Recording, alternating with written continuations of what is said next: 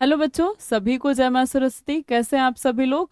तो आप सभी लोगों का सीईटी 2025 का रिजल्ट आ चुका है और बहुत सारे बच्चे परेशान हैं कि उनका नंबर इतना आया हुआ है, उन्हें कौन सी यूनिवर्सिटी मिल सकती है।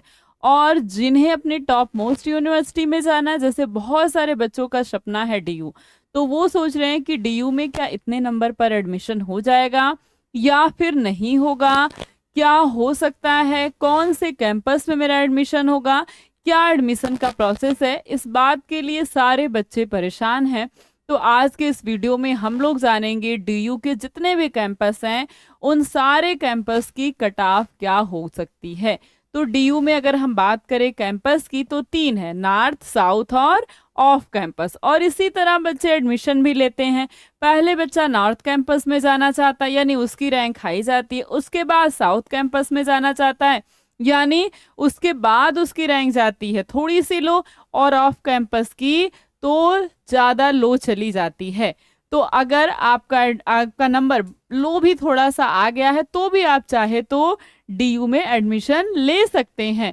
वो कैसे? ऑफ कैंपस में सेलेक्ट होकर के ऑफ कैंपस में जाकर आप डीयू में एडमिशन ले सकते हैं। तो हम बात करते हैं डीयू के जो भी कैंपसेस हैं उनमें क्या कट ऑफ हो सकती है, क्या कट ऑफ होगी। तो ये जो कट ऑफ है ये प्रिडिक्टेड है, यानी कि ऑफिशियल कुछ नहीं है कि इतने ही नंबर पर हो जाएगा। इससे आपका 2-4 नंबर ऊपर नीचे हो सकता है। आप सभी को पता है अभी कोई कट ऑफ नहीं आई है और कट ऑफ आती भी नहीं। जब आपका एडमिशन हो जाएगा तो समझिए काउंसलिंग के समय वही कट ऑफ है।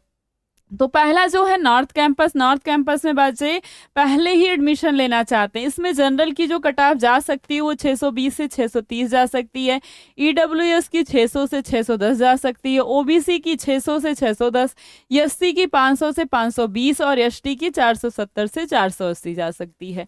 अगर हम बात करें साउथ कैंपस के कट ऑफ की तो जनरल की 400 से 410, ईडब्ल्यूएस की 300 से 390 के बीच, ओबीसी की 380 से 390, एससी की 310 से 320, एसटी की 260 से 270।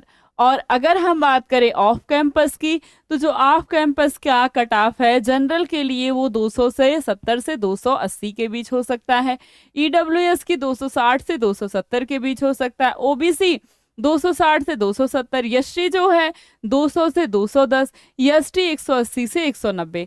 ये कट ऑफ आपको पता है ना 3 सब्जेक्ट से बनती है, चाहे लैंग्वेज हो, डोमेन हो, सब में 3 सब्जेक्ट से बनेगी। 750 नंबर में है, ठीक है। 250 नंबर का आपका पेपर हुआ था, 750 नंबर की ये कट ऑफ है।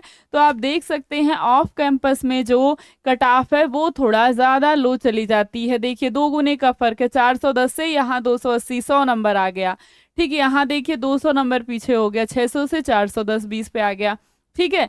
तो इस तरह से डीयू के जो तीनों कैंपसेस हैं उनकी कट ऑफ आपको यहाँ पर दे दी गई है। अगर आपका नंबर तीनों जोड़ करके देख लीजिए इसके आसपास आता है तो समझिए कि आपको इन यूनिवर्सिटी में एडमिशन, या इस यूनिवर्सिटी के इस कैंपस के जितने भी कॉलेज होंगे उसमें आपको एडमिशन मिल सकता है। आप काउंसलिंग कराइए अच्छे से, अपने सारे डॉक्यूमेंट को रेडी करिए।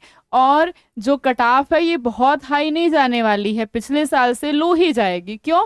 क्योंकि जो पेपर है वो जीएटी का, जहां भी आपका जीएटी और लैंग्वेज इंग्लिश आ गया वहां पर समझिए कट ऑफ हल्का सा लो चली जाएगी, क्योंकि इन पेपर में बच्चों का जो परफॉर्मेंस है कह सकते हैं अच्छा नहीं रहा, या फिर ओवरऑल मिला सकते हैं कि पेपर थोड़ा सा टफ आ गया था, इस वजह से परफॉर्मेंस अच्छा नहीं रहा। नंबर बच्चों का कमाया, मैक्सिमम बच्चों का, जिनका भी रिजल्ट में देख रही हूँ सबका नंबर जीएटी और इंग्लिश लैंग्वेज में कमाया। बाकी जो उनका डोमेन सब्जेक्ट है उसमें फिजिक्स में बच्चों का नंबर कम आया, लेकिन केमिस्ट्री हो गया और उनका जो एक मेन मैथ या बायो है उसमें अच्छा परफॉर्मेंस है। तो ये बीएससी की कट ऑफ है, इस बात को ध्यान में रखेंगे, ठीक ना। बीएससी की कट ऑफ है और यही जो है cut off north campus, south campus और ऑफ कैंपस की है। तो अगर आपका नंबर इसके आसपास है तो समझिए कि आपका एडमिशन दिल्ली यूनिवर्सिटी में हो सकता है। और अच्छे से आप अपनी काउंसलिंग कराइए और जो CSAS पोर्टल है वहाँ पर जाकर पहले तो अपना रजिस्ट्रेशन कर लीजिए। और अगर नहीं भी आपका नंबर इतना अच्छा नहीं आता है, मुझे तो लगता है ऑफ कैंपस के लिए सभी लोग के पास अच्छा नंबर होगा, साउथ कैंपस नॉर्थ कैंपस के लिए भले ना हो, ठीक है, लेकिन ऑफ कैंपस में तो आप चाहे तो सेलेक्ट हो सकते हैं, या फिर आप किसी और यूनिवर्सिटी में एडमिशन लेना के इच्छुक हैं, किसी और कोर्स में एडमिशन लेना चाहते हैं, तो वहां भी आप ले सकते हैं। उसकी पूरी डिटेल को समझ लीजिए, देख लीजिए क्या प्रोसेस है। अपनी तैयारी को बिल्कुल बनाए रखिए कि मैं कहाँ कहाँ अप्लाई कर सकता हूँ, किन किन कोर्स में कर सकता हूँ, किन किन कोर्स में कर सकती हूँ, कौन से कॉलेजेस यूनिवर्सिटीज में कर सकती हूँ। उन सब के डाटा को अच्छा से बना के रखिए। जैसे ही काउंसलिंग शुरू होगा तो फिर अप्लाई करते जाइएगा। वैसे भी आपको पता है रजिस्ट्रेशन फॉर्म कॉलेजेस की, यूनिवर्सिटी के भरने पड़ेंगे। तो जैसे ही सारी प्रोसेस शुरू हो जाएंगे, अपना काम आप फटाफट से शुरू कर दीजिएगा।